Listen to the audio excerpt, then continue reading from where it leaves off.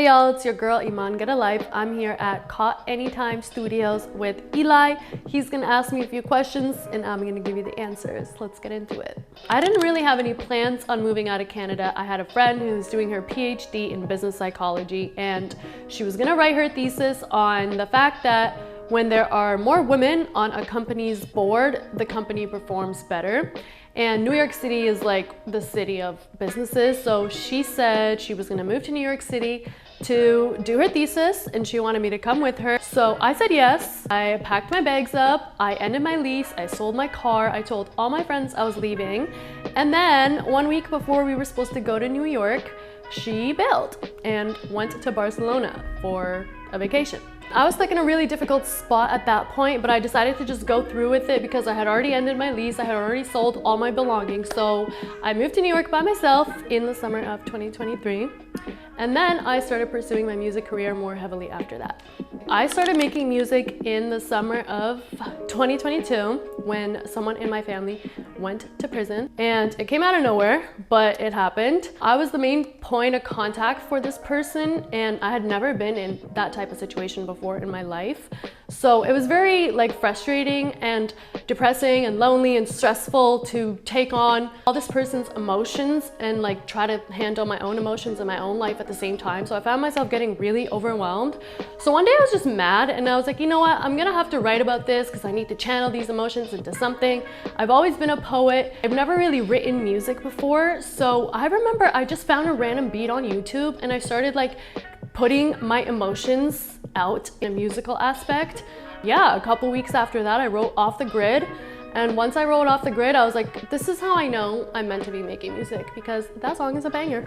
I've done a lot of things. The number one thing that I did the most consistently before music was graphic design. So I went to school for graphic design in 2018. I learned on YouTube a lot faster than what they were teaching me in school. So I started freelancing during my first year and I made a lot of money doing business cards and logos and branding and all that kind of stuff.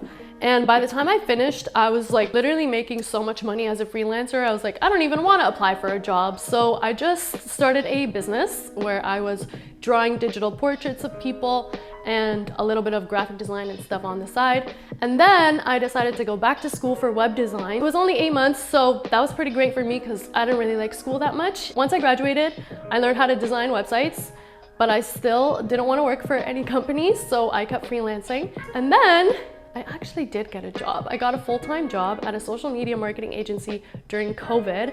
And that was my number one, what do you call it? A serious career, almost a serious job. It was great, paid well, but I really am not a good employee. I prefer to be self-employed. So I ended up quitting that job and I started my own business, which was a cannabis social media marketing agency. So I did that for 3 years up until I moved to New York. I did try to continue it when I moved to New York, but what I was more interested in was my music career, so I ended up putting a stop to that marketing agency and just pursued my music career full-time instead. I get inspiration usually from things that are going around in my life or that are happening in my life, which is why I like to move actually, because when I move and I expose myself to a new environment, I get so many new ideas for things to write about and new feelings come up too, which is really the inspiration of making a good song for me personally. Sometimes I have to listen to good songs that I like in order to get inspiration because I have to think about, okay, well, what makes the song a good song? Is it the hook? Is it the lyrics? Is it the beat? Is it all three of those components? And how can I take aspects from all of my favorite songs to make a good song that reflects how I feel in the moment and I feel really good about making. So yeah. Random fun facts, I'm tall. A lot of people think I'm short, but I'm not. I'm 5'8". I'm the second oldest of 10 kids, same parents, 8 girls, 2 boys. So I'm a big sister, always have been a big sister. Kind of hate being a big sister sometimes, but it's okay. I wear contacts. I don't think a lot of people know that about me. I have big eyes, but very bad vision.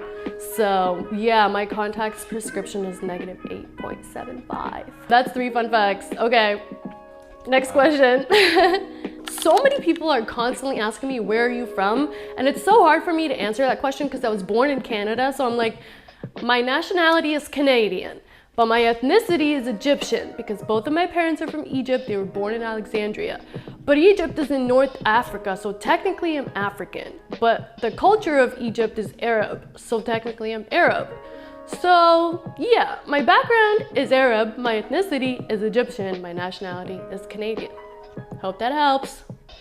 The inspiration of the song Off the Grid was due to the fact that one of my family members went to prison, and I felt very trapped in the place that I was in. I felt really overwhelmed. I was like, I just want to run away. I just want to live in a forest somewhere, and I don't want anyone to talk to me or find me. I kept on asking myself, well, in order to get off the grid, I need to have enough money. And so I started thinking about the concept of money, and I was like, why do I keep chasing money? Like, what am I actually chasing? Is it fulfillment? Is it success? And I found this beat on Spotify, actually, of all places. It was available for purchase, so I purchased it. And it changed. Like, it had a little bit of a hip hop part at the beginning, and then it switched over into a drill beat, and that's when I was like, I'm gonna use this beat to write to the song Off the Grid.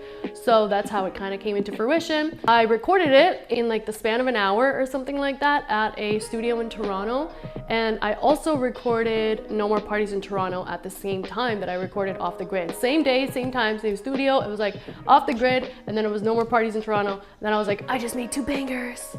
And yeah, which leads me into talking about No More Parties in Toronto. So the story behind that is one time I went to the club, it was 44. Then I went to another party with someone who is very well known in Toronto. I'm not gonna say who. I had driven to my sister's house, who at the time lived downtown, and parked my car there. But at this party, I got so drunk that I forgot that I drove to her house. So I got a ride all the way back to my place, which was in Mississauga. And at this point, it was like 5:30 in the morning. And I got out of the car and I was like looking at my keys and I was like, wait, I drove to the party. Like, so I started laughing so hard. And that's when I was like, okay, no more parties in Toronto. I gotta write a song about this. I technically shouldn't have driven my car anyway, but it's just funny that I took a ride all the way to my house instead of just crashing with my sister and then driving my car home in the morning. But yeah, I ended up having to Uber all the way to her place and then get my car and then drive it all the way back to Mississauga. So that's how that happened. The music video was filmed in October 2024, so October of last year, because I knew I was gonna leave New York. At the time I was living in New York, and I was like, I don't know when's the next time I'm gonna go back to Toronto, but I know I need a video for this song because I want to drop this song at the beginning of 2025. So I took a flight to Toronto. I think I was literally there for 3 or 4 days. Me and Eli linked up and we shot the video in the span of what, like 6 hours or something like that. And then it took me a good 2.5 months to edit it. So that's why the song was released in January. I love the song Bosses because it's like one of my first songs that I recorded that I felt was a true banger. That was recorded before Off the Grid, before No More Parties in Toronto, before POTG, before Pivot. It was like one of the first songs I recorded. And it was actually written by 2 other people who were there in the studio. So we freestyled the whole thing. I think we recorded it in 2 takes. So the first take we did, we got the hook down and the first little bit of the song down. And then the second recording session was the second verse and like the ad-libs and all that.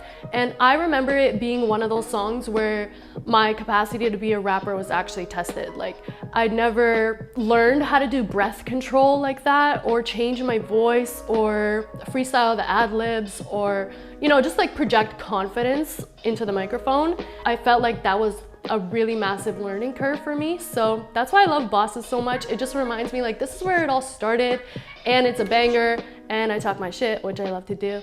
So yeah, that's a little bit about me and my music career and my background and my ethnicity. And if you have any more questions, leave them in the comments below. I probably won't be here to answer them again because I live in Mexico now. So I will try to answer them when I can. But love you guys so much. Thank you for watching. Eli, thank you for being my interviewer. Mwah, Iman, get a life out.